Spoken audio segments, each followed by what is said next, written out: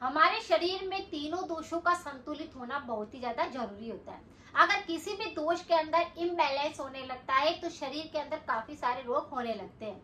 हर तरह की प्रकृति के लिए हर तरह के अलग अलग रोग होते हैं। तो आज के इस वीडियो के अंदर अगर आपके तीनों दोष असंतुलित है या फिर आपको पता ही नहीं चल रहा है कि मेरा कौन सा दोष असंतुलित हो रहा है, तो भी आप इस रेमेडी को कर सकते हैं। आज मैं आपके साथ में एक ऐसा नुस्खा शेयर करूंगी जिसको लगातार करने से आपके शरीर के तीनों दोष तो बिल्कुल संतुलित होंगे, लेकिन अगर आपके शरीर में पाचन खराब है या फिर आपके शरीर के अंदर ब्लड के अंदर किसी प्रकार की कोई दिक्कत आ रही है, वह सारी चीजों पर काम करेगा। जैसे बात करी जाए पित्त रोगों की, तो पित्त संबंधित काफी सारे रोग होते हैं। व्यक्ति को पता नहीं चलता है कि उसका कौन सा दोष इम्बैलेंस हो रहा है।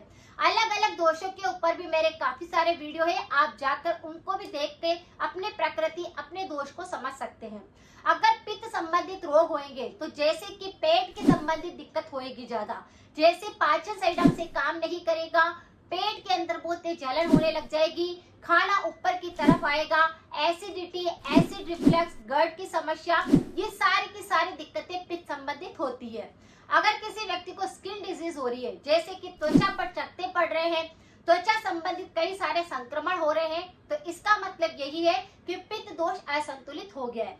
लेकिन अगर आपके बालों के अंदर भी कई तरह की दिक्कत हो रही है, जैसे बालों के अंदर बहुत तेज चिपचिपापन लग रहा है, बालों के अंदर ऑयल निकल रहा है, के अंदर जैसे कि फोड़े फुंसी बन रहे हैं, तो ये भी पित्त संबंधित रोगों में आता है। आपने देखा होगा कि कोई सा भी मौसम हो, लेकिन बहुत सारे लोगों के हाथ पैरों के पंजों के अंदर बहुत तेज जलन महसूस होती है, यानी कि उनका पित्त दोष असंतुलित है।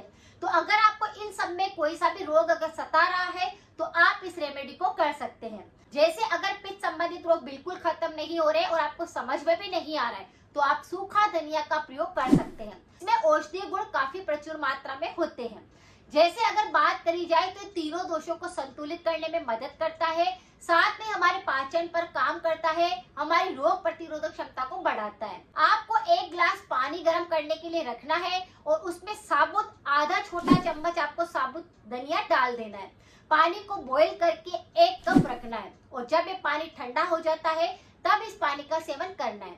इससे आपका थायराइड भी कंट्रोल होएगा, ब्लड पूरी तरह से प्यूरिफाई होएगा और जो पेट संबंधी पाचन संबंधी दिक्कतें हो रही है वह सही हो जाएगी और पित्त के सारे रोग कंट्रोल में आ जाएंगे। तो बस इस सूखा धनिया का पानी बनाकर आप इसका सेवन कर सकते हैं। बात करते हैं कफ संबंधित रोगों की, तो कफ संबंधित रोग भी अगर शरीर के अंदर असंतुलित होने लग जाते हैं तो शरीर में काफी सारी बीमारियां आती है।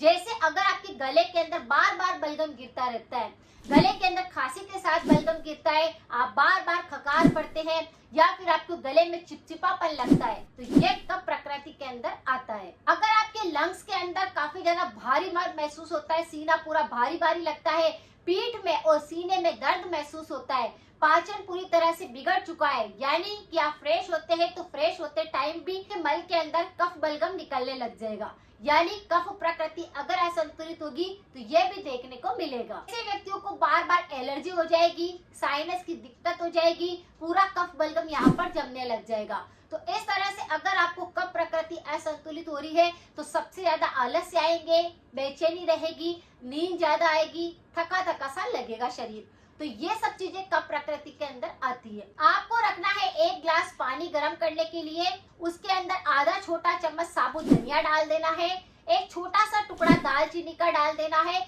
और थोड़ा सा अदरक कद्दूकस करके डाल देना है। तीनों चीजों को आप क्या करें, पानी के अंदर बॉईल कर ले। 1 कप पानी जब ये रह जाता है तो इसको आपको चाय की तरह धीरे धीरे करके घूट घूट करके चबा चबा कर पानी को पीना है। यानी 1 घूट आपने पानी मुंह के अंदर लिया, फिर उसे अच्छे से आपने पूरा मुंह में रखा, फिर उसे धीरे से उतारा।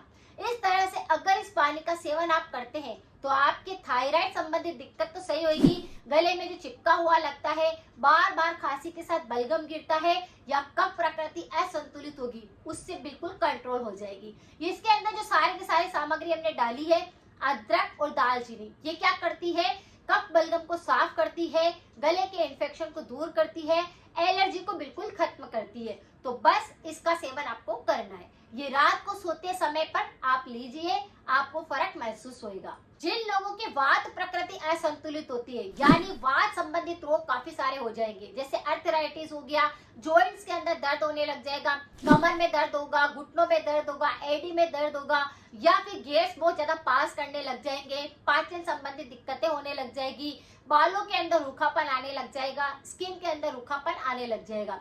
यानी वायु जो होती है वह शरीर के अंदर ज्यादा बढ़ने लगती है, जिसके कारण वात रोग होते हैं। वह हवा जो होती है हड्डियों के अंदर बढ़ने लगती है, जिसके कारण हड्डियां कमजोर होने लगती है। अगर इस तरह का संक्रमण आपको दिखाई दे रहा है तो आपको इसकी एक पंजीरी बना करके खानी है। यानी सूखा धनिया की एक पंजीरी बनाकर आप नियमित रूप से अगर लेना शुरू करते हैं तो ये तीनों दोषों को संतुलित करता है, वात संबंधित रोगों को ठीक करता है, शरीर में कैल्शियम की कमी नहीं आने देता, शरीर की हड्डियों को मजबूत बनाता है। आपको क्या करना है, सूखा धनिया आता है उसको आपको पाउडर बना लेना है। पहले आप थोड़ा सा पाउडर बनाकर रख लीजिए, उसे खाकर देखिए, आपको फायदा जरूर मिलेगा। जितने भी जॉइंट्स पेन हो रहे हैं वह ठीक होने लग जाएंगे।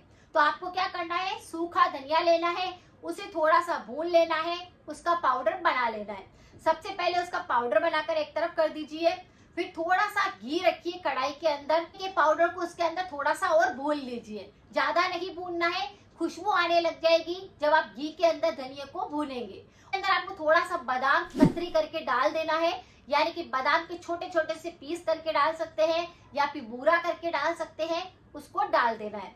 उसी के साथ में थोड़े से मखाने लेने हैं, उसको भी उसके अंदर डाल देना है। थोड़ा सा गोंद लेना है आपको, और गोंद को क्या कर लेना है, पहले थोड़ी सी एक कढ़ाई के अंदर अलग डाल करके फ्राई कर लेना है और उसे भी उसके अंदर डाल देना है। गोंद जो होता है वो पुराना होना चाहिए, यानी कि खेजड़ी का जो गोंद आता है वो बहुत ही ज्यादा फायदेकारी होता है शरीर के दर्द को खत्म करने के लिए। ये अगर आप इस मौसम में लेना शुरू करते हैं तो पूरी सर्दियां अच्छी निकलती है, पूरे शरीर के अंदर दर्द खत्म होने लगते हैं। तो इस गोंद को आपको डाल देना है। फिर आपको उसके अंदर थोड़ा सा हल्दी पाउडर मिक्स करना है। अच्छे से जब सब चीजें मिक्स हो जाती है तब गैस को बंद कर देना है, गुड़ को डाल देना है। गुड़ के भी बारीक बारीक पीस करके आप उसमें डाल दीजिए। इस तरह से एक पंजीरी तैयार हो जाएगी और इस पंजीरी को रोजाना कभी भी दिन भर के अंदर एक कटोरी भर करके खा लीजिए। आपके तीनों दोष तो संतुलित रहेंगे, खून की कमी कभी नहीं आएगी, शरीर में एनर्जी बढ़ जाएगी, इम्यूनिटी सुधरने लग जाएगा, पाचन सुधरने लग जाएगा, पुरानी कब्ज खत्म हो जाएगी, और जो वात संबंधित रोग हो रहे हैं जैसे कि हड्डियों के अंदर दर्द हो रहा है, जॉइंट्स काफी कमजोर हो चुके हैं, काम नहीं कर रहे, घुटनों का ग्रीस खत्म होने लगा है, तो इस उपाय को करके देखिए, आपको फायदा बहुत ही जल्द मिलेगा। इस तरह से आप इसकी पंजीरी बनाकर नियमित रूप से ले सकते हैं। तो तीनों दोषों को संतुलित करने के लिए सूखा धनिया बहुत ही ज्यादा यूजफुल होता है। बस इसका सेवन करने का जो तरीका होता है वह अलग अलग होता है, कैसे लेते हैं ये लोगों को पता नहीं होता। इसके साथ में ही आपको परहेज भी करने हैं। परहेज के तौर पर हमेशा ध्यान रखें कि जब मौसम बदलता है तब आपको अचार का सेवन नहीं करना है, दही का सेवन नहीं करना है, ठंडा गर्म एक साथ नहीं खाना है। अगर आपने इन सब चीजों का ध्यान रखा तो आपकी कोई सी भी बीमारी नहीं लगती है, आप बिल्कुल तंदुरुस्त रहते हैं। अगर जानकारी थोड़ी सी भी यूजफुल रही है तो शेयर करें, सपोर्ट करें। मिलते हैं फिर नेक्स्ट जानकारी के साथ में। Thank you so much.